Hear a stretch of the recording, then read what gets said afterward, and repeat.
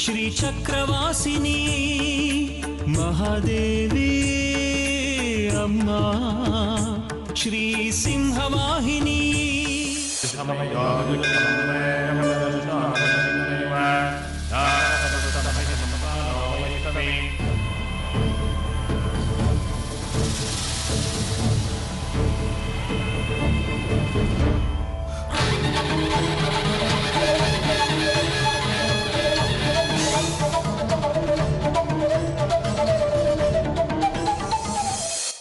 ನೀವು ಆಡ್ತಿರೋ ಹುಡುಗಾಟೆ ಮಾತನ್ನ ಅಮ್ಮನವ್ರು ಗಂಭೀರವಾಗಿ ತಗೊಂಡು ನಮ್ಮ ಮೇಲೆ ಕರುಣೆ ತೋರಿಸಿದ್ದಾರೆ. ಸ್ವಲ್ಪನಾದ್ರೂ ಕೃತಜ್ಞತೆ ಬೇಡವಾ? ಅಮ್ಮನವ್ರ ಮುಂದೆ ನಿಂತ್ಕೊಂಡು ಒಪ್ಕೊಳ್ಳಲ್ಲ ಅಂತ ವಾದಿಸ್ತಿದ್ದೀರಲ್ಲ, ಅಶ್ರದ್ಧೆ ಅಲ್ವಾ? ಕೊಟ್ಟ ಮಾತನ್ನು ತಪ್ತಾರೇನೆ, ಅದು ಅಮ್ಮನಿಗೆ.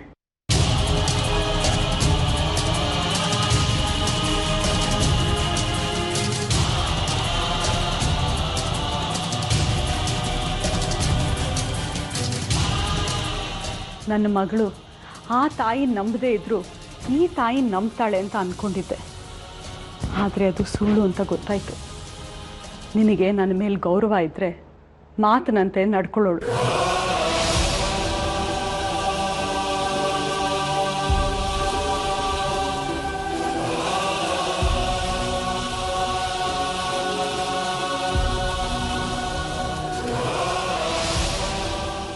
ಆಯಿತು, ನಮಸ್ಕಾರ ಮಾಡ್ತೀನಿ, ಸ್ತೋತ್ರನೂ ಹೇಳ್ಕೊತೀನಿ.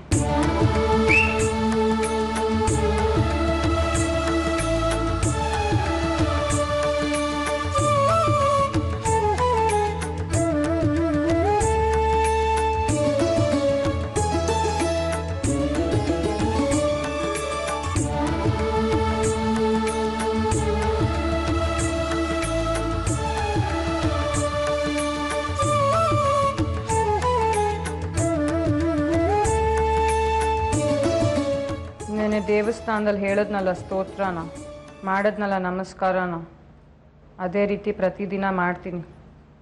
ಸಂತೋಷನಾ?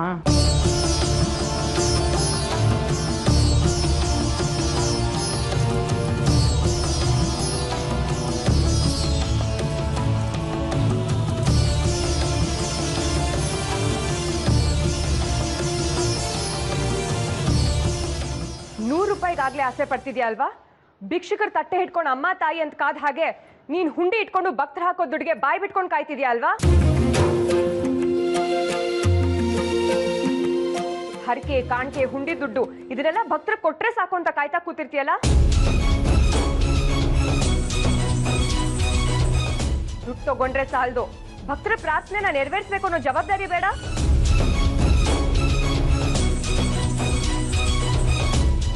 ಲಂಚಕ್ಕೋಸ್ಕರ ಆಸೆ ಪಡೋ ಅಧಿಕಾರಿಗಳಿಗೂ ನಿನಗೂ ಏನ್ ವ್ಯತ್ಯಾಸ?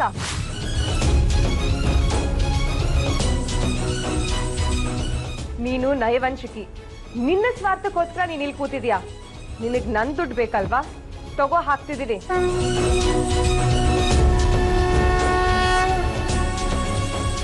ಜಗತ್ತಿನ ಅತ್ಯಂತ ದರಿದ್ರದವಳು, ಮೋಸದವಳು. ಜಗತ್ತಿನ ಅತ್ಯಂತ ದುರಾಸೆ ಸ್ತ್ರೀಗೆ ಧಿಕ್ಕಾರ. ಅತ್ಯಂತ ಸ್ವಾರ್ಥಿಗೆ ಧಿಕ್ಕಾರ. ಅತ್ಯಂತ ಕುರೂಪಿ ಮನಸ್ಸಿನವಳಿಗೆ ಧಿಕ್ಕಾರ. ಕಣ್ಣಿದ್ದು ಕುರುಡಾದವಳಿಗೆ ಧಿಕ್ಕಾರ. ಭಕ್ತರ ಚಿಂದಿ ಬಟ್ಟೆನೂ ಕೊಡದೆ ತಾನ್ ಸದಾ ಪೀತಾಂಬರ ಧರಿಸಿರೋಳಿಗೆ ಧಿಕ್ಕಾರ.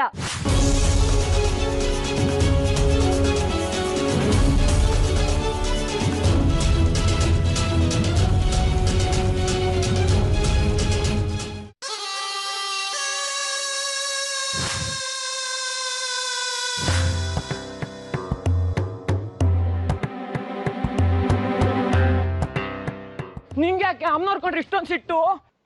ಇವಳು ಯಾಕೆ ನನ್ನ ಸಾಧನೆಗೆ ತೊಂದರೆ ಆಗ್ತಾ ಇದ್ದಾಳೆ? ಕಾರಣ ಏನು ಅಂತ ನನಗೂ ನಿಜವಾಗ್ಲೂ ಗೊತ್ತಿಲ್ಲ. ಇವಳು ಯಾರು? ನಂಗೆ ನೆನ್ಪಿದ್ದಾಗಿಂದನೂ ಹಾಗೇನೆ. ಅವಳ ಹೆಸರು ಕೇಳಿದ್ರೆ ನಂಗೆ ತಲೆ ಕೆಟ್ಟಾಗುತ್ತೆ. ಅವಳು ಮೋಸಗಾತಿ ಅನ್ಸುತ್ತೆ. ಅವಳು ನೆನೆಸ್ಕೊಂಡ್ರೆ ಮೈಯೆಲ್ಲ ಮುಳ್ಳೆದ್ದಾಗುತ್ತೆ. ಮನ್ಸಲ್ಲಿ ಅಸಹನೆ, ಕಿಚ್ಚು, ದ್ವೇಷ. ಅಮ್ಮನವ್ರ ದ್ವೇಷಕ್ಕೆ ಅಮ್ಮನವರೇ ಕಾರಣ ಅಂತ. ಹೋಗೋ, ಏನೇನೋ ಹೇಳ್ತಾನೆ ಇವನು. ಅವಳು ಹುಟ್ಟಿ ಶ್ರೀಚಕ್ರ ಪಡ್ಕೊಳ್ಳೋ ನನ್ನ ಆಸೆ ನೆರವೇರಿದ ಹಾಗೆ ಮಾಡಿದ್ದಾಳೆ. ಈಗ ನನ್ನ ಕಣ್ಣು ಮುಂದೆನೆ ತಿರುಗಾಡ್ತಾ ನನ್ನ ವಿರುದ್ಧನೇ ಇದ್ದಾಳೆ. ಏನಿವಳ ಕಾರಸ್ಥಾನ?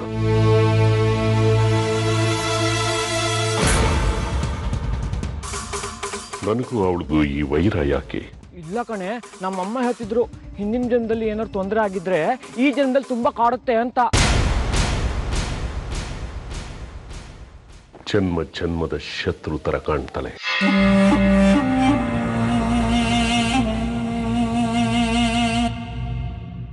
ಜಗತ್ತೆಲ್ಲ ಪೂಜಿಸೋ ದೇವಿನ ನೀನ್ ಹೀಗ್ ದ್ವೇಷಿಸ್ತಿದ್ಯಾ ಅಂತಂದ್ರೆ ಹಿಂದಿನ ಜನ್ಮದಲ್ಲಿ ಇಂಥದ್ದೇನೋ ಆಗಿರ್ಬೇಕು ಅನ್ಸುತ್ತೆ ಕಣೆ. ದೇವಸ್ಥಾನದ ಪ್ರಾಂಗಣ ಗುಡಿಸೋಳಿಗೆ ಅಮ್ಮನವರು ಯಾಕೆ ಸಹಕಾರ ಕೊಡ್ತಾ ಇದ್ದಾರೆ? ಈ ಜನ್ಮದಲ್ಲಿ ನಾವೇನೋ, ಅದು ಹಿಂದಿನ ಜನ್ಮದ ಮುಂದುವರಿಕೆ ಅಂತೆ. ಇದನ್ನ ಹೇಗಾದ್ರೂ ಮಾಡಿ ಕಂಡುಹಿಡಿಯಲೇಬೇಕು. ನನ್ನ ವಿರುದ್ಧನೇ ಯಾಕೆ ಅವಳನ್ನ ಎತ್ತಿ ಕಟ್ತಾ ಇದ್ದಾರೆ? ಹೌದು, ಹಿಂದಿನ ಜನ್ಮದಲ್ಲಿ ನಾನೊಂದು ದೊಡ್ಡ ರಾಜ್ಕುಮಾರಿ ಆಗಿದ್ದೆ. ಕುದುರೆ ಸಾರೋಟ್ನಲ್ಲೇ ಓಡಾಡ್ತಾ ಇದ್ದೆ. ನನ್ನ ಸಾಧನೆಗೆ ತಡೆ ನೇರವಾಗಿ ಅಮ್ಮನವರ ಅಥವಾ ಆ ಸುಂದರಿನ? ನಂದೇ ಒಂದ್ ಸಂಸ್ಥಾನನೂ ಇತ್ತು. ಈಗ ಅದನ್ನ ಯಾರು ಹೇಳ್ತಾರೆ? ಯಾರಿಗ್ ಗೊತ್ತಿರುತ್ತೆ? ಯಾರು ಯಾರು?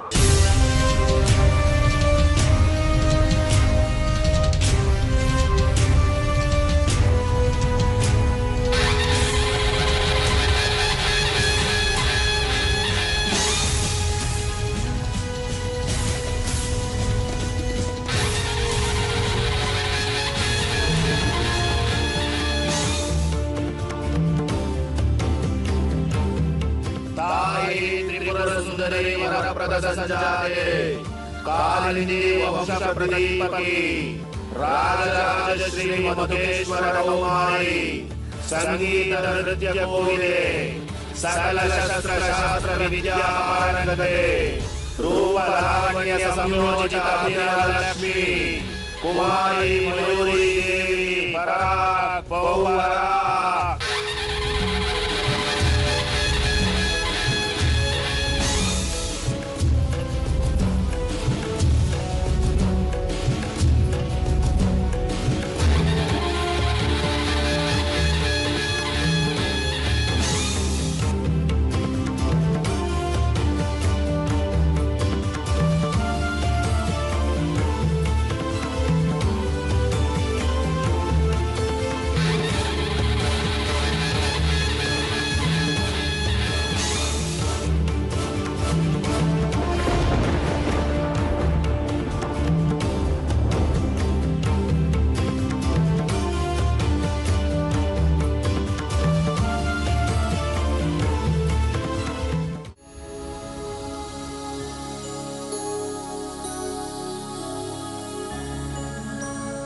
ಏನೋ ಇದು ನಿನ್ನ ಅವತಾರ?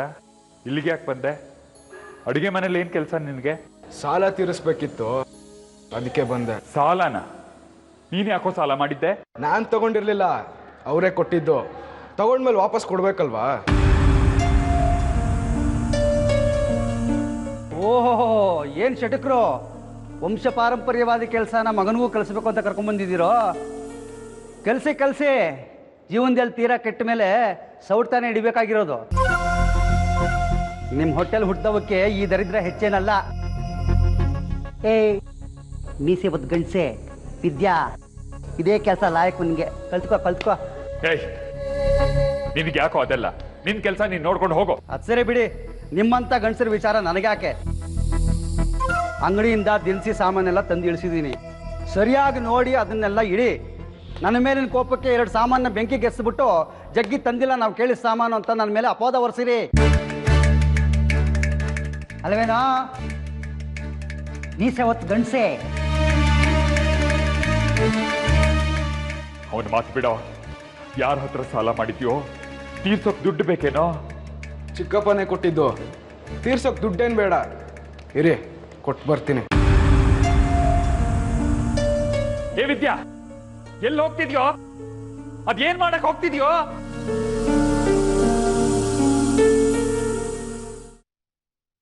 ತೆಂಗಿನಕಾಯಿ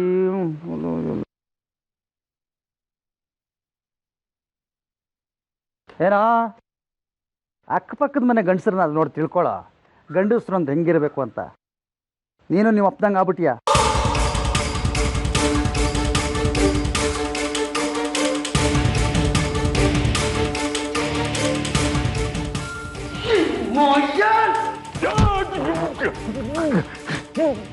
ಏನೋ ಹಂಗೆ ನೋಡ್ತಾ ಇದೀಯಾ?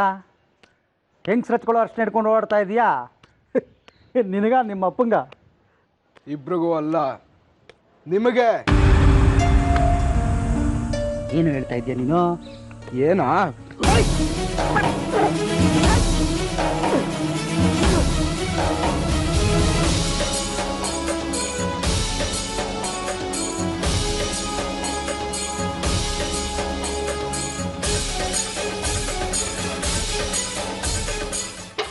ಇಷ್ಟು ದಿವಸ ಎಲ್ಲರೂ ಗಂಡಸ್ತನದ ಬಗ್ಗೆ ಮಾತಾಡ್ತಿದ್ದೆ ಅಲ್ವಾ?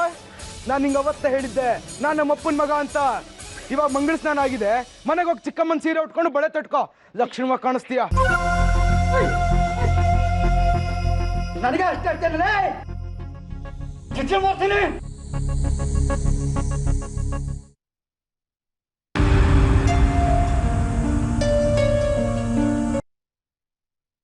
ಬೇಕಿತ್ತು ನಿಂಗೆಲ್ಲ ಇದು? ಸಹವಾಸದಿಂದ ಸನ್ಯಾಸ ಕೆಟ್ಟ ಅನ್ನಂಗಾಯ್ತು. ಮೊದ್ಲೇ ಆ ಜಗ್ಗಿ ಕಿರಿಕು, ಅವನನ್ನ ಕೆಣಕ್ ಬಂದಿದೆಯಲ್ಲ, ಸುಮ್ಮನೆ ಇರ್ತಾನೇನೋ? ಮೊದ್ಲೇ ಚೆನ್ನ, ಮುನಿಸ್ಕೊಂಡ್ರೆ ಇನ್ನೂ ಚೆನ್ನ. ಯಾಕೋ ಹಾಗೆ ಮಾಡ್ದೆ? ಅರ್ಶನ ಸುರಿದು ಬಂದಿದೆಯಲ್ಲ, ಹುಡುಗಾಟ ಅನ್ಕೊಂಡಿ? ಆ ಗಂಡಸರ ಮೇಲೆ ಅರ್ಶನ ಸುರಿದ್ರೆ ಅವಮಾನ ಅಲ್ವಾ? ನಿಮ್ಮನ್ನ ಬೀದ್ ಬಿದಿಯಲ್ಲಿ ಹೆಣಗ ಕೆಲ್ಸಕ್ಕೆ ಬಾರ್ದವನು ಗತಿ ಇಲ್ದವನು ಅಂತೆಲ್ಲ ಅಂತಾನಲ್ಲ, ಅವಾಗ ನಿಮ್ಗೆ ಮರ್ಯಾದೆ ಹೋಗಲ್ವಾ? ಅವತ್ತು ನಿಮ್ಮನ್ನ ಕೊಟ್ಟಿಗೆಲ್ಲ ಹಾಕೊಂಡು ಹೊಡೆದ್ರು, ನಿಮ್ಗಿಂತ ಚಿಕ್ಕ ನಿಮಗೆ ಹೊಡಿತಿದ್ನಲ್ಲ, ಆಗ ನಿಮಗೆ ಮರ್ಯಾದೆ ಹೋಗ್ಲಿಲ್ವಾ? ಹೊಡೆತ ಪರಿಹಾರ ಏನೋ? ಸುಮ್ಮನೆ ಕೂರತ್ ಪರಿಹಾರನಾ?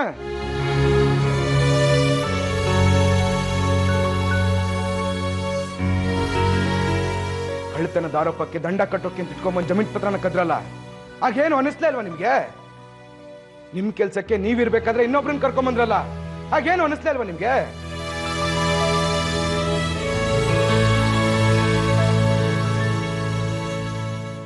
ಯಾರೇನೇ ಅಂದ್ರು, ಎಷ್ಟೇ ಆಡ್ಕೊಂಡ್ರು ನಿಮ್ಗೇನು ಅನ್ಸೋದೇ ಇಲ್ಲ. ನೀವೆಲ್ಲ ಬಿಟ್ಬಿಟ್ಟಿದ್ದೀರಿ, ಆದ್ರೆ ನಮ್ಗಾಗಲ್ಲ, ನೋವಾಗುತ್ತೆ.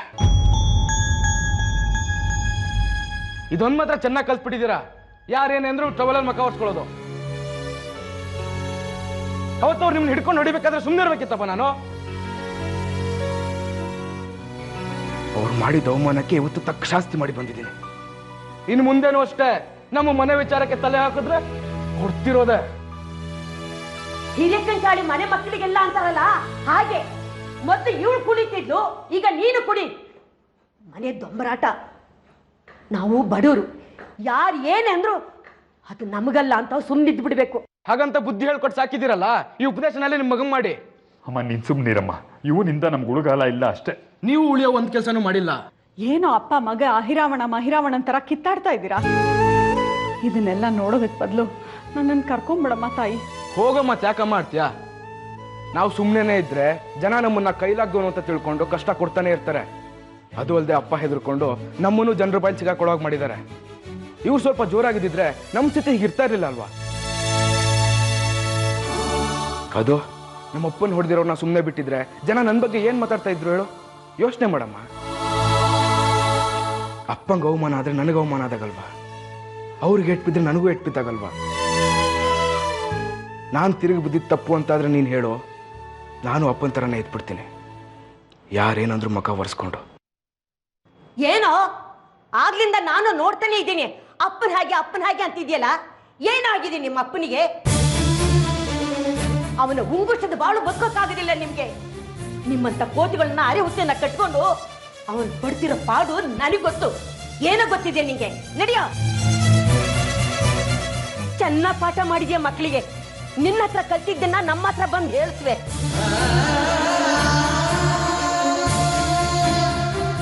ನೀನು ಬೀದಿ ಕಾಳಗನಾರು ಮಾಡು, ತಲೆನಾರು ಕತ್ತರಿಸು. ನಿಮ್ಮಮ್ಮ ಹೇಳ್ಕೊಟ್ಟ ಪಾಠ, ಕಲಿಸಿದ ಬುದ್ಧಿ. ಆದ್ರೆ ನನ್ನ ಮಗನ ಇದಕ್ಕೆಲ್ಲ ಹೇಳಿಬೇಡ. ಬಾರೋ ಬಾರೋ ಶೇಖರಿ, ಮುಂದೆ ತಾವು ಸಾಯ್ಲಿ. ಅಮ್ಮ ಕಾಯ್ತು, ತಲೆ ಮೇಲೆ ಹಾಕು.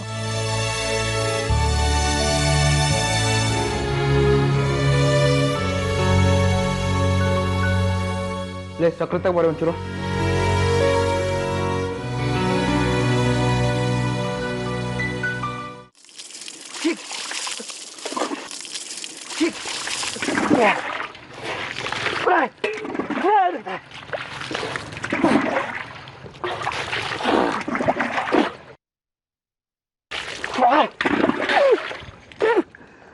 ನಿನ್ನ ಬಾಬುನ ಮಗನ ಮಾತ್ರ ಸುಮ್ಮನೆ ಬಿಡಲ್ಲ ಕಣೆ.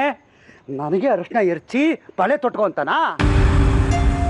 ಅವನು ನಾಳೆ ಮಾಡ್ತೀನಿ, ಜೀವನದಲ್ಲಿ ಯಾವ ಲೆವೆಲ್ಗೆ ಹಾಳು ಮಾಡ್ತೀನಿ ಅಂದ್ರೆ ಮೇಲೆ ಹೇಳಬಾರ್ದು. ಅವನು ಬಚ್ಚಳು ಒಳ ಸಾಯ್ಬೇಕು. ಅವನು ಅನುಭವಿಸ್ತಾನೆ ಕಣೆ ಆ ವಿದ್ಯಾಶಂಕರ.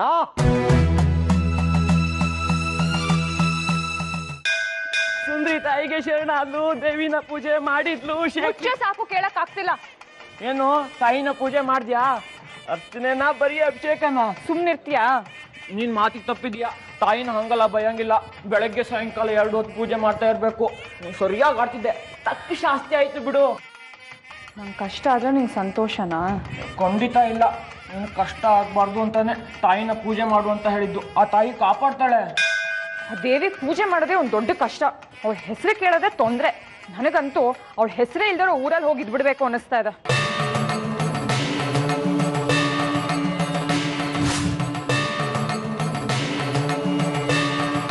ಅದೇಕ್ ಸಾಧ್ಯ?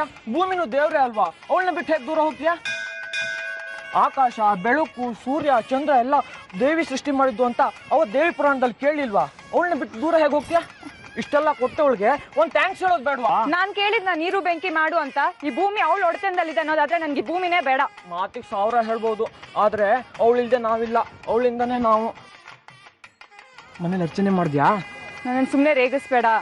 ಹಾಗಾದ್ರೆ ಪ್ರಸಾದ ತಗೋ. ನನಗೆ ಬೇಡ ಅಂದೆ. ಸುಂದ್ರಿ, ಒಂದೇ ಒಂದು ಸಾರ್ತಿ ಅವಳ ಪ್ರಸಾದನ ಭಕ್ತಿಯಿಂದ ತಗೋ. ಆಗ ಗೊತ್ತಾಗುತ್ತೆ ಅವಳ ಮಹಿಮೆ ಅಂತದ್ದು ಅಂತ. ಇಷ್ಟೊತ್ತು ಆ ದೇವಿ ಮಹಾತ್ಮೆ ಹೇಳ್ದೆ, ಈಗ ಅವಳ ಪ್ರಸಾದದ ಮಹಾತ್ಮೆನಾ? ಹೋಗಿ ಕೆಲಸ ನೋಡ್ಕೊ. ಹೋಗು. ಸರಿಯಾಗಿ ಆಡ್ತಿದ್ಯಾ. ಒಂದಲ್ಲ ಒಂದಿನ ಆ ತಾಯಿಗೆ ಶರಣಾಗ್ಲೇಬೇಕು. ಅವಳ ಮನ್ಸು ಮಾಡ್ದೆ ನಿನ್ನಂತ ಒಂದು ಬಗ್ಸೋದು ಎಷ್ಟೊತ್ತಿನ ಕೆಲಸ.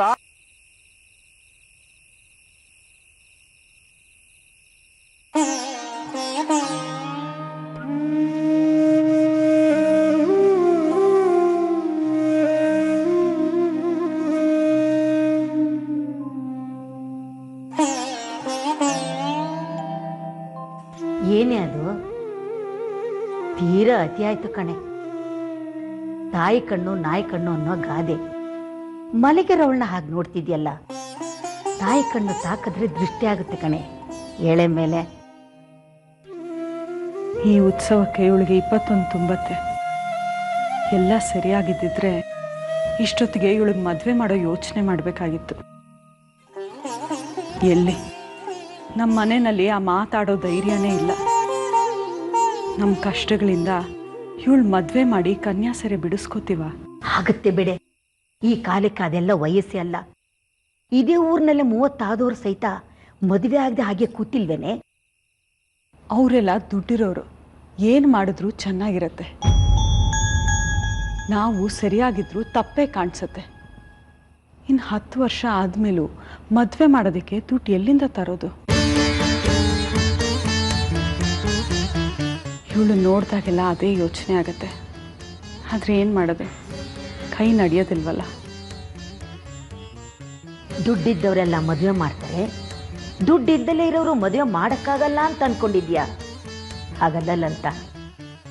ಇವಳಿಗೆ ಕಂಕಣ ಬಲ ಕೂಡ್ ಬಂದರೆ ತಾನಾಗಿ ಆಗತ್ತೆ. ನನಗಂತೂ ಇವಳು ಮದುವೆ ಮಾಡಿ ಗೆಲ್ತೀವಿ ಅಂತಾನೆ ಅನ್ನಿಸ್ತಾ ಇಲ್ಲ. ಆಗುತ್ತೆ ಕಣೆ. ಆ ತಾಯಿ ನಂಬು. ಸಂಜೆ ಹೊತ್ತಿನಲ್ಲಿ ದೀಪ ಹಚ್ಚುವಾಗ 2 ದೀಪನ ಅಮ್ಮನಿಗೆ ಪ್ರತ್ಯೇಕವಾಗಿ ಹಚ್ಚು. ಗೋಧೂಳಿ ಹೊತ್ತಿನಲ್ಲಿ ದೀಪ ಹಚ್ಚಿ ಅಮ್ಮನ್ನ ಬೇಡ್ಕೊಂಡ್ರೆ ನೆರವೇರಿಸ್ತಾಳೆ. ನಿಮ್ಮ ಮಾತು ನಿಜ. ಅಮ್ಮನವ್ರ ಮನಸ್ಸು ಮಾಡಿದ್ರೆ ಇವಳು ಮದುವೆ ಮಾಡೋದೇನು ಕಷ್ಟದ್ದಲ್ಲ. ಇನ್ಮೇಲಿಂದ ನಿತ್ಯ ಲಕ್ಷ್ಮೀ ಸೋಬಾನೆ ಹಾಡ್ಕೋತೀನಿ. ನೀನು ಹಾಡೋದಲ್ಲ, ಅವಳ ಕೈಲಿ ಆಡಿಸು. ಜೊತೆಲಿ ಪ್ರತಿನಿತ್ಯ ಅಮ್ಮನವರಿಗೆ ಮರುಗದಿಂದ ಪೂಜೆ ಮಾಡಿಸಿದ್ರೆ ಸಂಕಷ್ಟ ಎಲ್ಲ ಪರಿಹಾರ ಆಗತ್ತೆ. ನಾನು ಹೇಳಿದ್ರೆ ಕೇಳ್ತಾಳ? ಅವಳೇ ಹೇಳಿದ್ಲಲ್ಲ, ಇನ್ಮೇಲೆ ಪ್ರತಿನಿತ್ಯ ಸ್ತೋತ್ರ ಹೇಳ್ತೀನಿ, ಅಮ್ಮನವ್ರಿಗೆ ನಮಸ್ಕಾರ ಮಾಡ್ತೀನಿ ಅಂತ. ತಿದ್ದಿ ತೀಡಿ ಅಕ್ಷರ ಹೇಳಲ್ವಾ? ಹಾಗೆ ಇದು. ಪ್ರತಿನಿತ್ಯ ಪೂಜೆ ಮಾಡೋದನ್ನು ಅಭ್ಯಾಸ ಮಾಡ್ತಿದ್ರೆ ಆಮೇಲೆ ತಾನೇ ಮಾಡ್ತಾಳೆ. ಪ್ರತಿನಿತ್ಯ ಪೂಜೆ ಮಾಡಿಸೋದನ್ನ ಅಭ್ಯಾಸ ಮಾಡಿದ್ರೆ ಭಕ್ತಿ ತಾನಾಗೆ ಬರುತ್ತೆ. ನಿತ್ಯ ಲಲಿತಾ ಸಹಸ್ರನಾಮ ಹೇಳಿಸು, ಜೊತೆಲಿ ನೀನು ಕೂತಿ ಹೇಳಿದ್ರೆ ಅವಳು ಹೇಳ್ತಾಳೆ.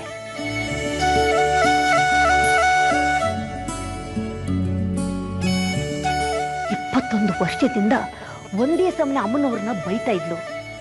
ಈಗ ಅವಳ ಬಾಯಿಗೆ ಬೀಗ ಹಾಕಕ್ಕೆ ಒಂದು ಒಳ್ಳೆ ಅವಕಾಶ ಸಿಕ್ಕಿದೆ. ನಾಳೆನೇ ಶುರು ಮಾಡು, ಶುಕ್ರವಾರ ಕೊಸರಾಡ್ತಾಳೆ, ಬಿಡಬೇಡ.